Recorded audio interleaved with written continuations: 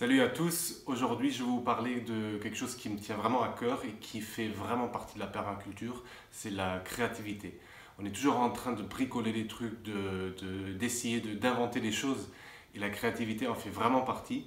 Alors je me suis pas mal intéressé au sujet en lisant pas mal de bouquins, en essayant de comprendre comment fonctionne ma propre créativité parce que finalement c'est quelque chose qu'on a tous. Vous avez de la créativité, moi j'en ai, tout le monde en a. Mais on ne sait pas toujours exactement comment elle se comporte, comment il faut faire pour être créatif, pour créer quelque chose. Et pour avoir travaillé avec des gens très créatifs, des artistes, mais aussi des youtubeurs, par moments ça peut être difficile à vivre aussi la créativité. Donc ça m'a pas mal questionné. Et ce que je vais vous présenter maintenant, c'est tout simplement un retour d'expérience avec certains points clés qui me semblent importants par rapport à tout ce qui est de créer, notamment au niveau des émotions, parce qu'on peut avoir des hauts, des bas, c'est pas toujours évident à gérer. J'espère que ces quelques conseils vous aideront dans votre créativité à mieux la vivre. Donc, ce qui m'a donné envie de faire ça, c'est que je viens de lire un bouquin de Elizabeth Gilbert, donc, qui a écrit Mange, Prie, Aime. Le livre s'appelle Comme par magie. Alors, j'ai pas voulu le lire au départ, mon ami me l'a donné, et voilà. Et finalement, je l'ai quand même lu, et il est génial. Alors, j'en ai pas mal lu, plus théorique, des choses comme ça, mais finalement, ce bouquin, il est vraiment extraordinaire. Voilà, je dis ça rarement d'un livre, mais c'est chouette. Donc, ça m'a vraiment donné envie d'aller au-delà de ce que je fais pour l'instant. Ça fait un moment que je tourne autour de cette notion de créativité, et je crois que c'est le moment tout simplement de partager tout ce que j'ai appris dans ces dernières années par rapport à ça. Donc souvent quand on veut créer quelque chose, que ce soit écrire quelque chose, bricoler quelque chose, voilà, il y a à un moment donné, il y a une inspiration qui vient. Il y a une idée qui vient et ça c'est très intéressant, c'est vraiment lié au souffle. Il y a une inspiration qui vient qui voilà, va vous donner une vision, une idée de qu'est-ce que vous avez envie.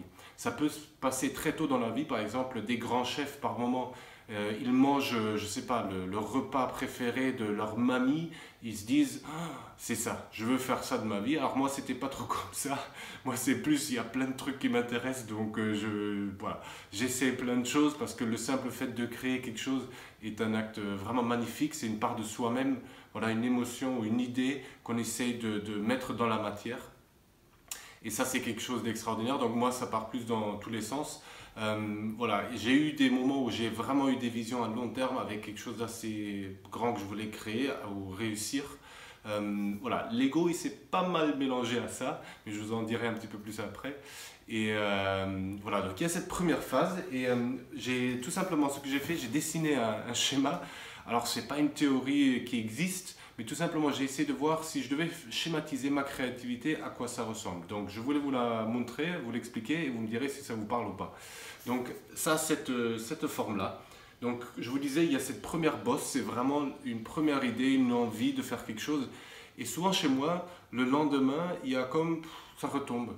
Voilà, il y a quelque chose qui, j'étais très excité, donc c'est pour ça que ici vous avez une émotion un petit peu positive aussi d'excitation, d'envie. Mais le lendemain ou quelques temps après, ben, ça retombe un petit peu. Et c'est souvent là, dans cette deuxième phase-là, qu'il y a une notion de travail. Ça veut dire, j'ai envie de peindre quelque chose, ben, j'essaye ou je découvre ce que c'est la peinture, je prends peut-être des cours ou je lis des bouquins. Et pendant tout ce temps-là, voilà, il y a vraiment une notion de travail pour réussir à maîtriser une certaine technique. Donc c'est une phase qui peut être par moments, on peut s'éclater, mais il y a aussi des moments de doute, voilà, on ne sait pas trop. Et finalement, au fur et à mesure que ça continue, on sent un petit peu comme peut-être la motivation de départ, elle n'est plus là, on ne sait plus trop pourquoi on a démarré, on se questionne un petit peu, est-ce que ça sert à quelque chose? Et là, en fait, c'est votre ego qui rentre en jeu. Donc il va vous jouer plein de tours en disant, ouais, mais t'es peut-être pas assez bon, mais pour qui tu te prends de créer quelque chose? J'ai récemment vu beaucoup de vidéos avec des youtubeuses qui questionnaient leur légitimité, se demandant mais pourquoi moi quoi? Voilà, pourquoi moi? Pourquoi il y a des gens qui m'écoutent? Et moi j'étais pareil, donc voilà, maintenant c'est un grand step pour moi enfin de partager ça avec vous. Mais il y a vraiment ces peurs, ces doutes qui reviennent. Et dites-vous, c'est tout simplement c'est votre ego à un moment donné qui vous teste aussi un petit peu, et vous pouvez mettre tout ça dans ce que vous créez.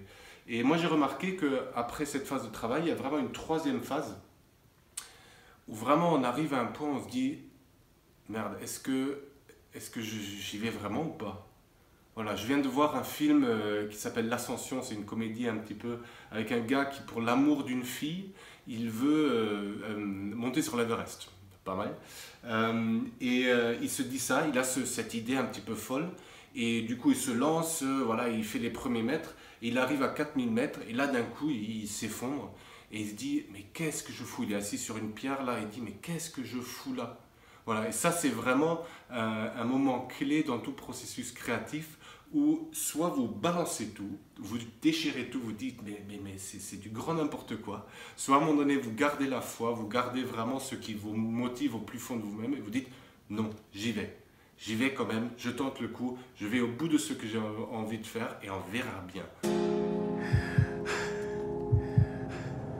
Mais qu'est-ce que je fous dans cette galère, putain? J'espère que tu es fier de toi, toi. Pourquoi tu lui as dit de partir là-bas? Nadia, c'est moi. Je t'ai dit que je ferais n'importe quoi pour toi. Bah ça y est. Je crois que je suis vraiment en train de faire n'importe quoi.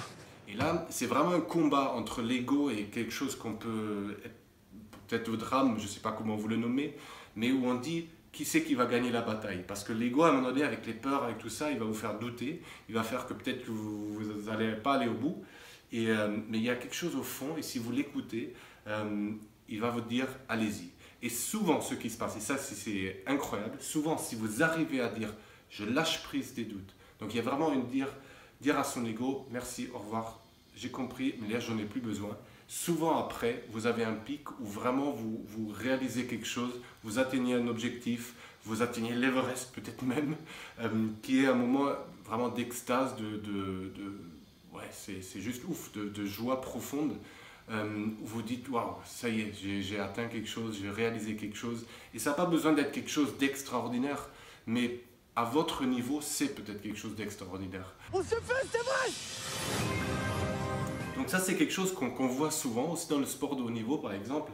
On a envie de devenir, je sais pas, champion olympique. Après, il y a toutes les 4 ans d'entraînement, voire plus, et il y a plein de doutes, et à un moment donné, on arrive jusqu'à un point où on dit ça sert à rien, ça sert à rien, j'ai perdu tous mes matchs là, j'arrive plus à passer une balle au-dessus du filet, voilà, on n'y arrive pas. Et si là, à un moment donné, vous y croyez, vous gardez la foi, souvent après, il y a un moment de libération, et on arrive à jouer de façon très très libre, très très belle, et on s'éclate vraiment. Donc, par contre, ce qui se dit rarement, et ça c'est quelque chose que j'ai découvert notamment avec moi, c'est que après ce moment un petit peu de réalisation, il y a le retour à la réalité, au quotidien. Il y a Jack Kornfield, c'est un autre auteur qui a écrit un livre qui s'appelle « Après l'extase, la lessive ». Et c'est exactement ça. Ça veut dire, vous avez un moment d'extase, d'éveil même, et après ça, il y a vraiment ce côté dépression. Et moi, je l'appelle vraiment une dépression. Et c'est pas forcément le côté négatif. On a peur de ça parce qu'on va dans des émotions un petit peu plus lourdes, un peu plus triste, un petit peu, voilà, où on ne sait plus trop quoi faire. Mais c'est logique, vous vous êtes identifié à votre création ou à ce que vous alliez faire pendant toute cette période, et une fois que c'est fini, ben, on ne sait plus trop qui on est. Voilà. Et c'est là que dans cette phase-là, elle est extrêmement importante de prendre le temps, de se récupérer, de faire un point, pour tout simplement se dire, ok, qui c'est que j'ai envie d'être maintenant? Parce que vous avez peut-être atteint l'Everest, et une fois que ça c'est fait, c'est quoi la suite? Et ça, on peut prendre le temps, on peut se donner un petit peu de marge pour pas le décider de suite, pour récupérer. Pour vous donner un exemple, ça peut aller très vite. Si jamais, par exemple, moi, j'ai des idées qui viennent, très vite, j'essaye, dans la journée, j'essaye, est-ce que ça marche, est-ce que ça marche pas, j'écris un truc, je dis, bon, soit ça, je laisse tomber, soit j'essaye, je vais au bout, c'est chouette, ça marche. J'écris un petit texte dans la journée et le lendemain, souvent je me réveille et je dis merde, bon et maintenant, je fais quoi? Et c'est normal, ça fait partie du truc. Donc c'est vraiment comme des vagues, ça vient, ça apparaît, ça vient. Et si on veut aller encore, pour vous donner un autre exemple par rapport à ça, quand vous avez des grandes phases créatives, ça peut durer. Moi, une des dépressions que j'ai vécues et où j'ai vraiment eu besoin de me ressourcer, de me questionner, c'est après avoir pris la décision d'arrêter de coacher en entreprise, notamment pour les multinationales. Je suis parti en voyage et après, pendant 1 an, je me suis mis dans mon jardin en permaculture et je me suis tout simplement ressourcé sans réfléchir à qu'est-ce que j'allais devenir, qu'est-ce que j'allais faire, juste prendre le temps pour moi-même. pour voir, voilà, c'est quoi la suite. Parce qu'au final, je croyais longtemps que j'étais quelqu'un qui était fait pour être dans la performance, dans les grandes multinationales, d'accompagner le manager. Et je crois que l'accompagnement, c'est quelque chose qui me va très bien, mais le cadre ne m'allait pas forcément. Et surtout la philosophie, la finalité qu'il y avait derrière. C'est-à-dire rendre les gens toujours plus performants, d'accord, mais pourquoi? Et à un moment donné, voilà, j'ai eu besoin de cette année-là de questionnement pour découvrir la permaculture d'ailleurs, et me dire, peut-être qu'il y a autre chose. Et peut-être que je peux me réinventer et devenir quelqu'un de différent, de meilleur que ce que j'étais avant. Et c'est à ce moment-là, en plus, que j'ai découvert Ecosia et qu'aujourd'hui, je m'engage pour voilà, plus quelque chose d'écologique qu'autre chose. Et ce qui est assez fou, et c'est ça que, quand je l'ai dessiné, je me suis dit, c'est dingue quand même. Et là, on revient de la permaculture parce qu'on s'inspire de la nature aussi. C'est que, je ne sais pas si ça vous rappelle quelque chose, cette courbe. Moi, ça m'a directement fait tilt. On dirait vraiment le rythme cardiaque, le battement du cœur.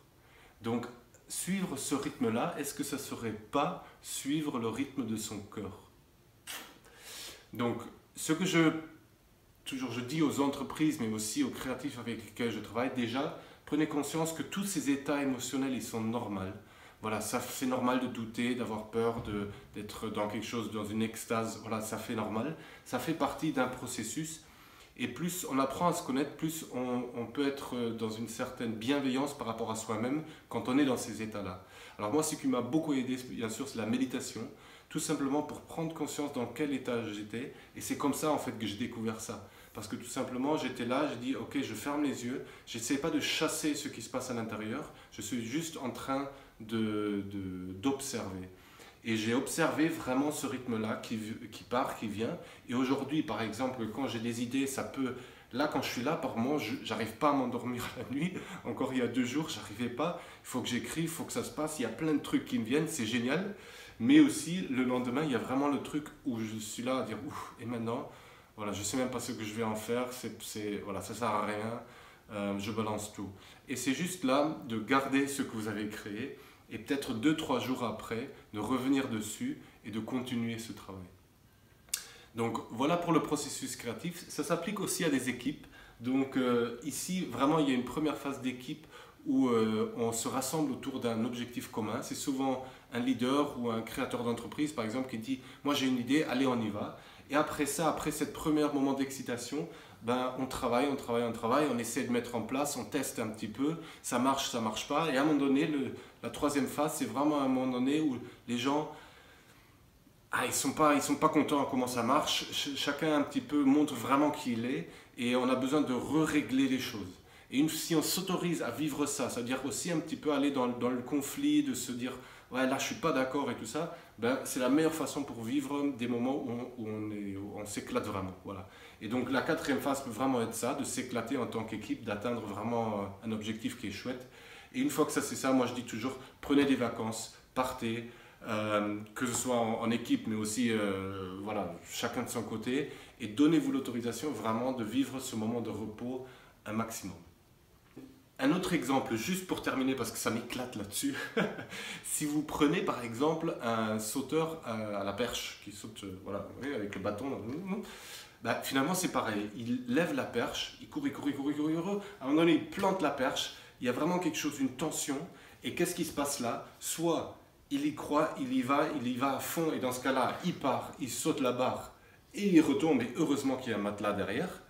Soit ce qui peut se passer là aussi, c'est qu'il doute, il ne sait pas trop, il a mal posé la perche, il n'est pas bien préparé, et là, il lâche la perche, il continue tout droit, mais il n'arrive pas à passer au-dessus. C'est pas grave en soi, ouais, ça fait partie du truc, mais de temps en temps, quand on commence à sauter la perche, on a quand même envie de sauter par-dessus, on n'a pas que envie de courir tout droit. Voilà. Donc ce processus, on le retrouve un petit peu partout. Et un autre dernier point que j'ai envie de vous préciser, c'est ne soyez pas seul dans toutes ces phases, d'accord? Vous pouvez très bien sentir des états émotionnels difficiles, mais laissez-vous accompagner là-dedans. Trouvez quelqu'un qui, quand vous êtes bas, n'essaie pas de régler ou de fixer votre problème, qui est juste présent. J'ai ma chérie qui, pendant l'année où j'étais là, où vraiment je doutais, elle n'essayait pas de chercher des solutions ou de me sortir du trou. Voilà. Non, elle était présente et elle m'autorisait à vivre ce que j'avais besoin de vivre. Et ça, c'est, je crois, un point clé là-dedans, c'est entourez-vous de personnes, notamment quand vous êtes créatif, que vous, voilà, c'est quelque chose que vous vivez régulièrement, de trouver des personnes qui vous laissent être qui vous êtes. C'est-à-dire ça peut être quelqu'un en colère, ça peut être quelqu'un de joyeux, sans forcément le prendre personnellement. C'est un gros travail, surtout dans le couple. Je ne vous dis pas à quel point c'est un travail. Moi, j'ai des moments où je suis très en colère contre moi-même, contre plein de choses. Et par moments, c'est difficile parce que forcément, la première personne sur laquelle on peut le projeter, c'est le compagnon, ou la compagne plutôt. Mais si on s'autorise à en parler et un petit peu à le vivre, ça peut être génial. Il y a un point clé pour vraiment réussir à être créatif et à vraiment passer rapidement à autre chose et faire de très belles choses, mais je crois que je vais avoir besoin de faire une vidéo exprès pour ça, parce que c'est un petit peu un tabou, on n'en parle pas souvent, et je crois que c'est vraiment lié à cette notion de lâcher prise. Donc je vous ferai une vidéo, ça sera peut-être pas la prochaine, mais on verra, sur le secret du lâcher prise. Si ça vous intéresse, n'hésitez pas à vous abonner, parce qu'elle viendra sûrement cette vidéo. Voilà, je vous dis un grand merci, éclatez-vous à créer des trucs, c'est normal si vous vous sentez bien et par moments vous ne vous sentez pas bien, ça fait partie du processus, j'espère que ça vous aura aidé et je vous dis à très vite, ciao.